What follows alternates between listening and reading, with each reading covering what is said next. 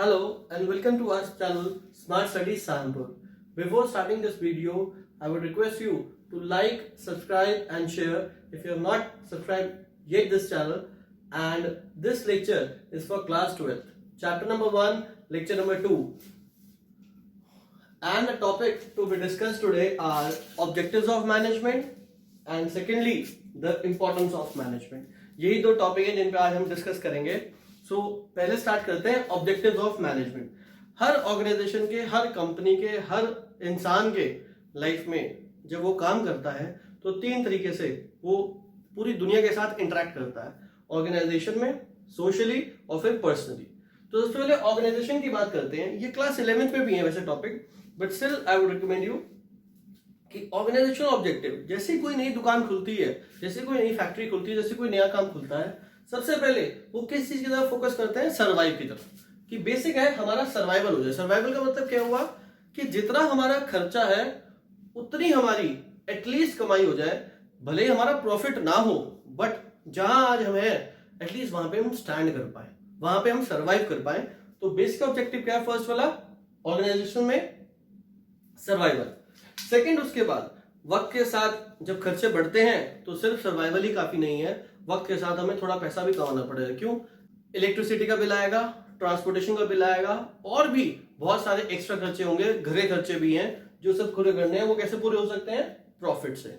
और लास्ट में आता फाइनली ग्रोथ. ग्रोथ का मतलब क्या हुआ यहाँ पे? ग्रोथ का मतलब हुआ कि अगर एक कंपनी आज काम कर रही है, उसके पास 4 लेबर हैं, तो वक्त के साथ अगर उसके पास काम बढ़ेगा तो लेबर ही बढ़ेंगे. वक्त के साथ काम बढ़ेगा तो उसकी लेवल ऑफ प्रोडक्शन ही बढ़ेगा.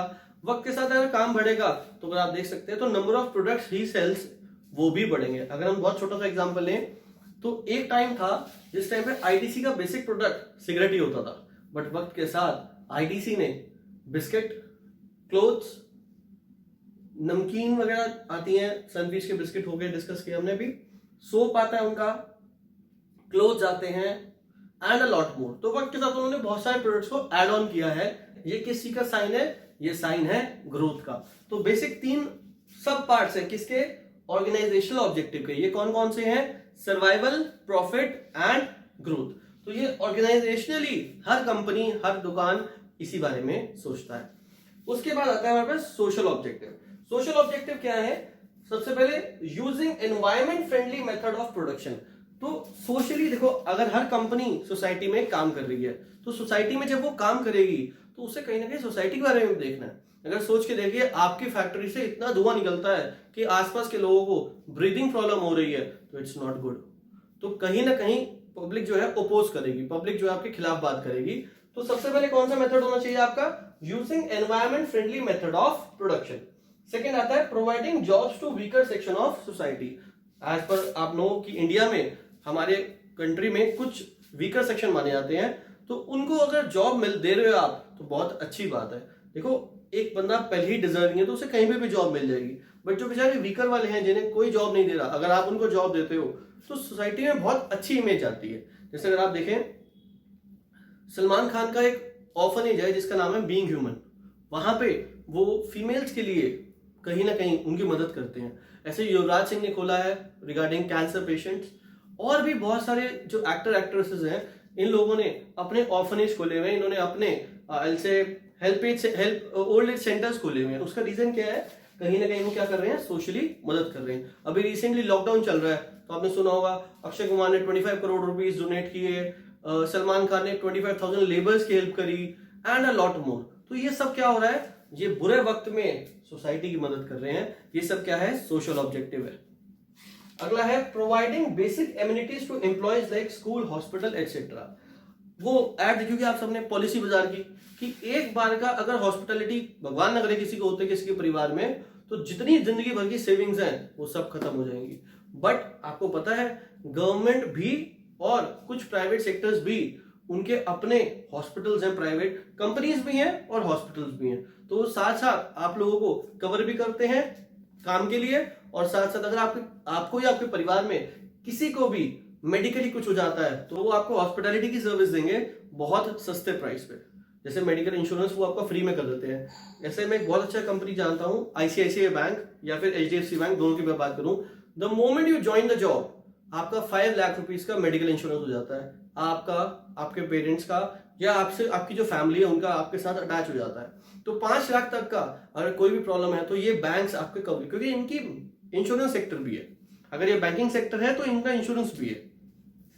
तो वो सब क्या है, वो सब सोशली आपकी मदद कर रहे हैं। और तीसरी चीज कौन सी होती है, पर्सनल ऑब्जेक्टिव। पर्सनल ऑब्जेक्टिव मतलब हर इंसान जो काम कर रहा है वो क्या कर रहा है, किसी के लिए काम कर रहा है, एक अच्छी सैलरी के लिए, एक अच्छे रिवॉर्ड के लिए।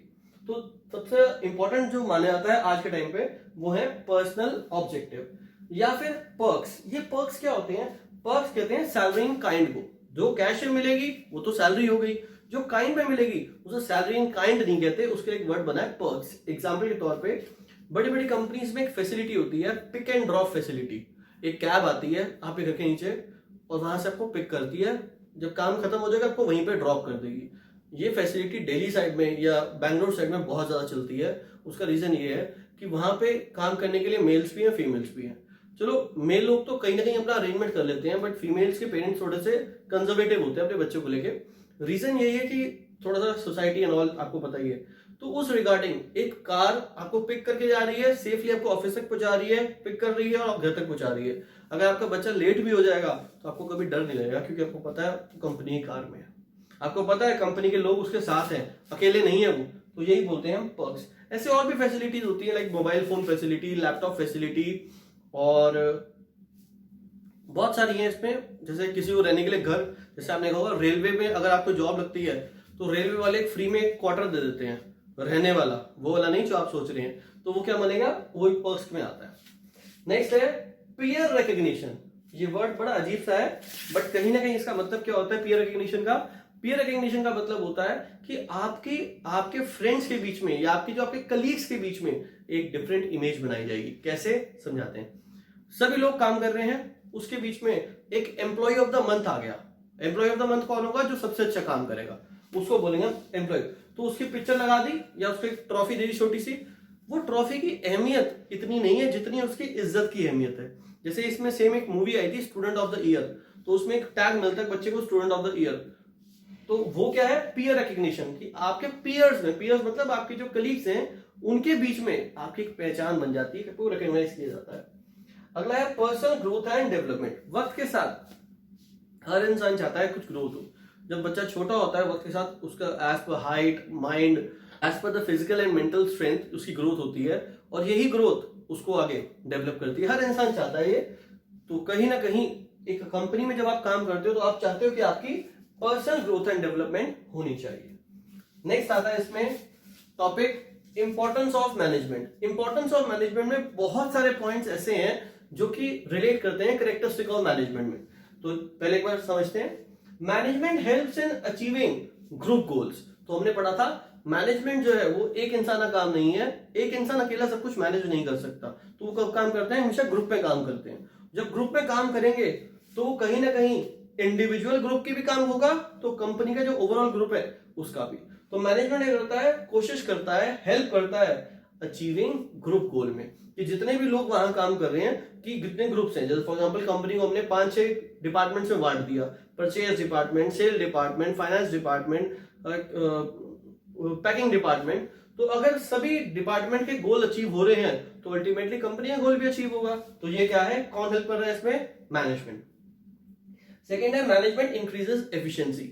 अभी हम आगे पढ़ेंगे कि कंसेप्ट होता है डिवीजन ऑफ वर्क का। डिवीजन ऑफ वर्क का मतलब काम को बांट दो और वो काम बांट के एक एक्सपर्ट को दे दो, और जब वो एक्सपर्ट उस पर काम करेगा तो कहीं ना कहीं हम ये बात समझ सकते हैं, तो एक्सपर्ट वो काम सस्ते में करेगा, थोड़ा जल्दी भी करेगा, इसमें टाइम की भी सेविंग है और पैसे की भी। तो उससे क्या होगी आपकी एफिशिएंसी। याद करिए इफेक्टिवनेस और एफिशिएंसी हमने फर्स्ट लेक्चर में पढ़ा था। एफिशिएंसी का मतलब क्या था, to complete the task in a time in cost effective manner, उस पर पैसा बचना चाहिए। तो जब एक इंसान एक ही काम को बार बार करेगा तो उसकी स्पीड भी बढ़ जाएगी, वो टाइम भी कम लेगा और पैसा भी कम खर्च होगा, तो उससे क्या बढ़ेगी आपकी एफिशिएंसी। नेक्स्ट आता है management creates dynamic organisation. Dynamism वाला पॉइंट उसमें भी था। आज के टाइम पे जिस एनवायरमेंट में हम जी रहे हैं ये बहुत डायनेमिक है, कुछ नहीं पता कल क्या हो जाए, जिंदा बचेंगे भी नहीं बचेंगे इस कोरोना वायरस से कोई नहीं जानता, but still for a positive वो हम जी रहे हैं, काम कर रहे हैं। मैनेजमेंट जो है एक डायनेमिक ऑर्गेनाइजेशन है, इसका मतलब ये है इस बदलते वक्त के साथ हम भी बदल रहे हैं। एक मेथड होता था फेस टू फेस कोचिंग का जो हम चलाते थे, कर रहे थे, अभी फिलहाल वो बंद कर रखा है, बट एक ही क्या करेंगे, अपने घर पे खाली बैठ के काम तो करना ही है, इसलिए पब्लिक की मदद करने का हम भी कहीं ना कहीं सोशल ऑब्जेक्टिव को पूरा कर रहे हैं। तो क्या है ये, management creates a dynamic organisation. तो वक्त के साथ हम भी बदल रहे हैं और आप लोगों को भी किसी न किसी मेथड में आपके पास पहुंच के आपकी मदद करना चाह रहे हैं। अगला है management helps in achieving personal objectives. ये पर्सनल ऑब्जेक्टिव्स है, तो कहीं ना कहीं एक अच्छी मैनेजमेंट, देखो कंपनी की तरक्की होगी तो आपकी तरक्की होगी, और आपकी तरक्की होगी तो आपको एक अच्छी सैलरी मिलेगी, आपका नाम होगा, आपकी ग्रोथ एंड डेवलपमेंट होगी। तो मैनेजमेंट ही आपको पर्सनल ऑब्जेक्टिव अचीव करने के लिए भी हेल्प करती है। Management helps in the development of society. Ultimately फिर से सोशल ऑब्जेक्टिव, तो देख सकते हैं आप अल्टीमेटली यही सब पॉइंट्स या पिछले पॉइंट्स मिलजुल के ही क्या बन गई उसकी इंपॉर्टेंस। तो यही टॉपिक थे आज के। Thank you very much, have a good day, thank you.